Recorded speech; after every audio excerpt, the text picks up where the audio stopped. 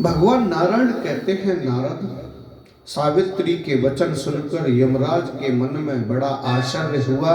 वे हंसकर प्राणियों के कर्म विपाक कहने के लिए उद्यत हो गए। धर्मराज ने कहा, प्यारी बेटी, अभी तुम हो तो अल्प वय की बालिका, किंतु तुम्हें पूर्ण विद्वानों, ज्ञानियों और योगियों से भी बढ़कर ज्ञान प्राप्त है। पुत्री भगवती सावित्री के वरदान से तुम्हारा जन्म हुआ है। तुम उन देवी की कला हो। राजा ने तपस्या के प्रभाव से सावित्री जैसी कन्या रत्न को प्राप्त किया है।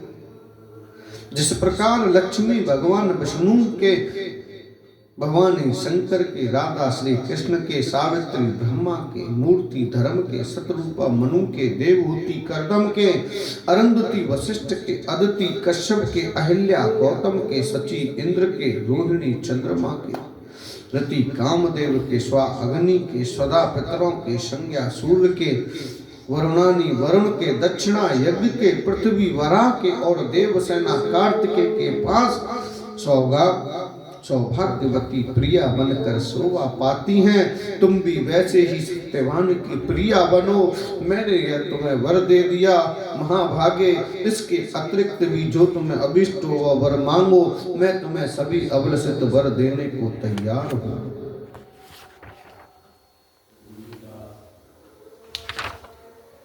सावित्री बोली, महाभाग सत्यवान के औरस अंश से मुझे 100 पुत्र प्राप्त हो, यही मेरा अवलसित वर है। साथ ही मेरे पिता भी 100 पुत्रों के जनक हों, मेरे ससुर को नेत्र लाभ हो और उन्हें पुनः राजश्री प्राप्त हो जाए। यह भी मैं चाहती हूँ, जगत प्रभु सत्यवान के साथ मैं बहुत लंबे समय तक रहकर अंत में भगवान श्री हरि के धाम में चली जाऊं। यह वर भी देने की कृपा करें।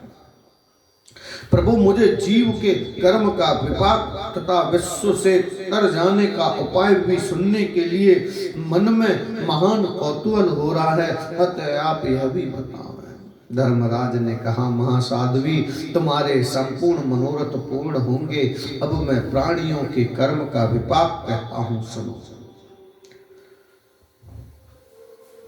भारतवर्ष में ही शुभ अशुभ कर्मों का जन्म होता है। यहीं के कर्मों का शुभ या अशुभ की संज्ञा दी गई है। यहाँ सर्वत्र पुण्य क्षेत्र है, अन्यत्र नहीं। अन्यत्र प्राणी केवल कर्मों का फल भोगते हैं। पतिव्रते, देवता, दैत्य, दानव, गंधर्व, यक्ष, राक्षस तथा मनुष्य ये सभी कर्मों के फल भोगते हैं, परंतु सबका जीवन समान नहीं है।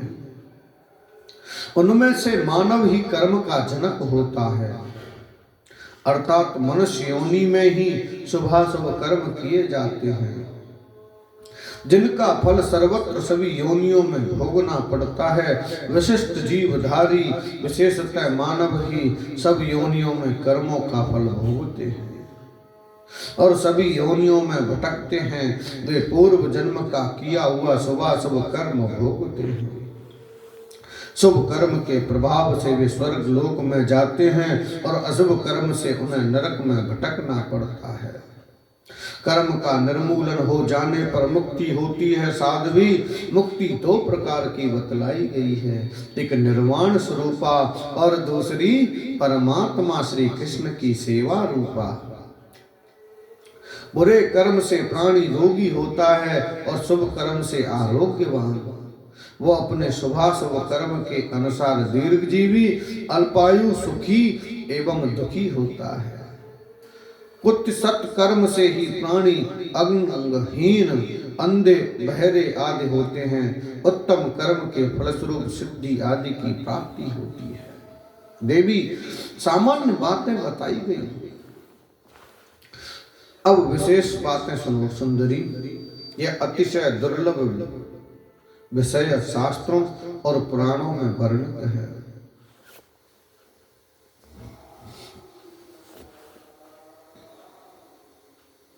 इसे सबके सामने नहीं कहना चाहिए। सभी जातियों के लिए भारतवर्ष में मनुष्य का जन्म पाना परम दुर्लभ है। साध्वी, उन सब जातियों में ब्राह्मण श्रेष्ठ माना जाता है। वह समस्त कर्मों में प्रशस्त होता है। भारतवर्ष में विष्णु भक्त ब्राह्मण सबसे श्रेष्ठ हैं। पतिव्रते वैष्णवों के भी दो भेद हैं, सकाम और निष्काम। सकाम वैष्णव कर्म प्रधान होता है और निष्काम वैष्णव केवल भक्त। सकाम वैष्णव कर्मों का फल भोगता है और निष्काम वैष्णव शुभाशुभ भोग के उपद्रव से दूर रहता है। प्रेम से बोलो जय श्री कृष्ण। साधवी, ऐसा निष्काम वैष्णव शरीर त्याग कर भगवान विष्णु के निरामय पद को प्राप्त कर लेता है। ऐसे निष्काम वैष्णवों का संसार में पुनरागमन नहीं होता। द्विभुज भगवान श्री कृष्ण पूर्ण ब्रह्म परमेश्वर हैं। उनकी उपासना करने वाले भक्त पुरुष अंत में दिव्य शरीर धारण करके गोलोक में जाते हैं। सकाम वैष्णव पुरुष उच्च वैष्णव लोकों में जाकर समय अनुसार पुनः भारतवर्ष में लौट आते हैं। दो जातियों के कुल में उनका जन्म होता है। वे भी काल क्रम से निष्काम भक्त बन जाते और भगवान उन्हें निर्मल भक्ति भी अवश्य देते हैं। वैष्णव ब्राह्मण से भिन्न जो सकाम मनुष्य है, वे विष्णु भक्ति से रहित होने के कारण किसी भी जन्म में विशुद्ध बुद्धि नहीं पा सकते। साध्वी, जो तीर्थ स्थानों में रहकर सदा तपस्या करते हैं, वे द्विज ब्रह्मा के लोक में जाते हैं और पुण्य भोग के पश्चात पुनः भारतवर्ष में आ जाते हैं।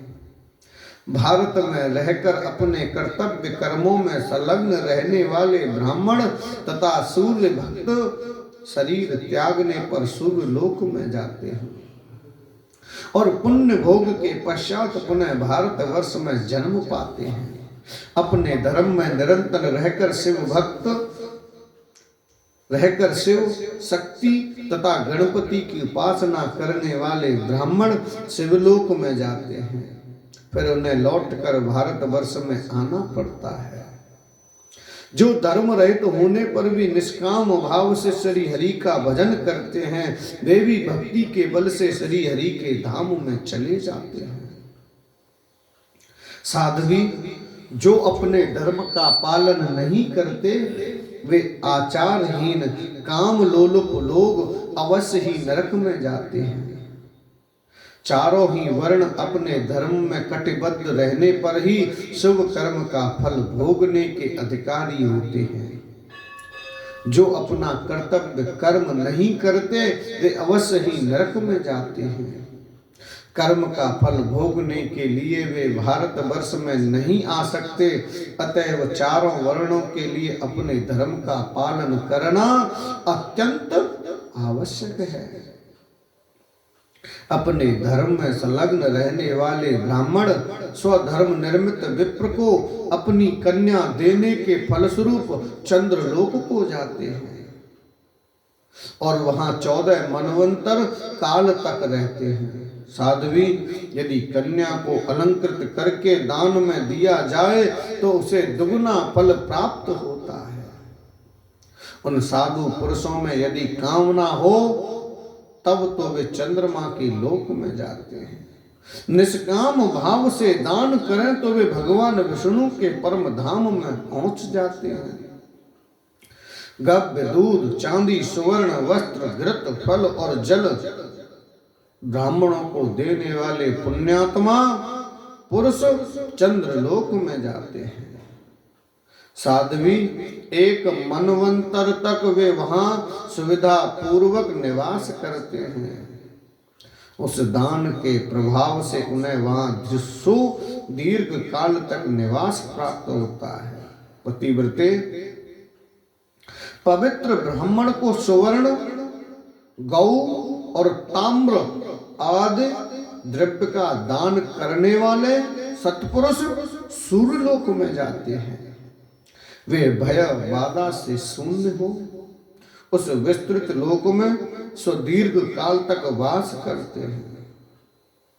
जो ब्राह्मणों को पृथ्वी अथवा प्रचुर धान्य दान करता है वह भगवान विष्णु के परम सुंदर श्वेत दीप में जाता है। वह दीर्घ काल तक वहां वास करता है।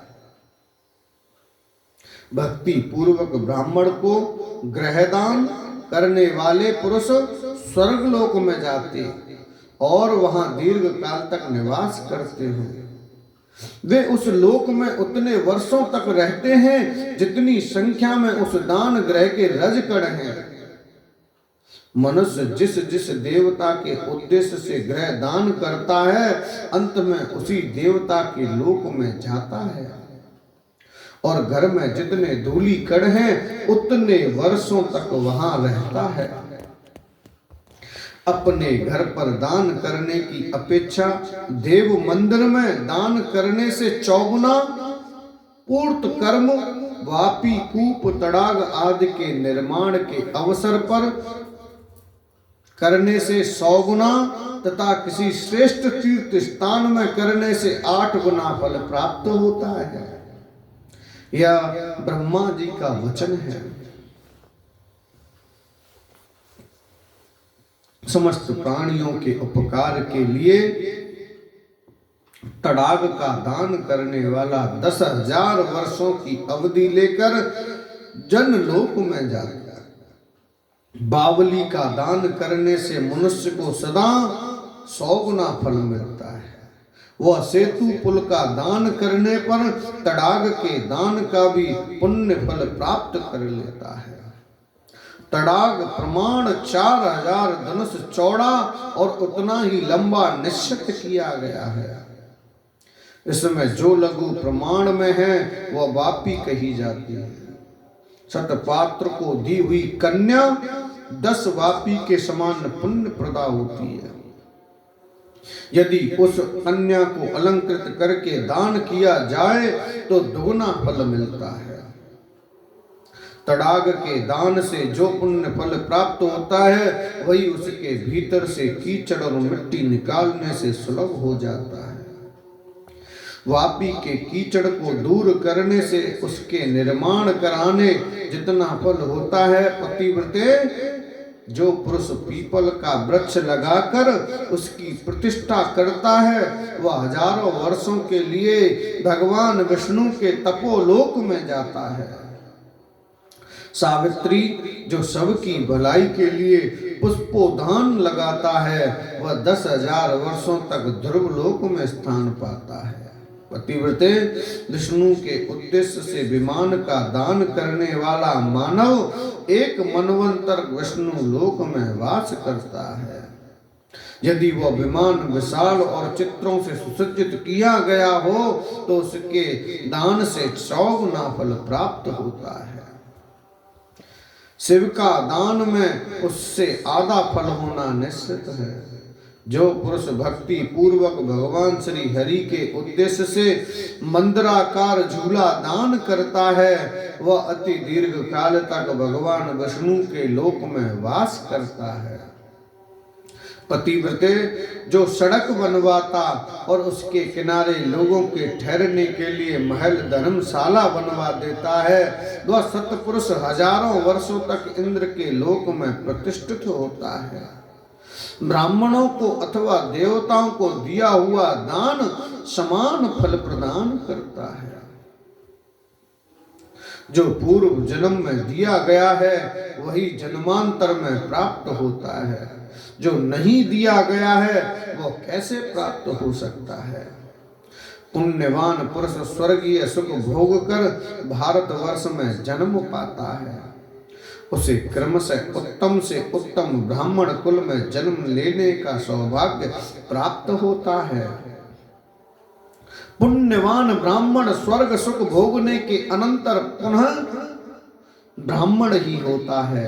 यही नियम क्षत्रिय आदि के लिए भी है।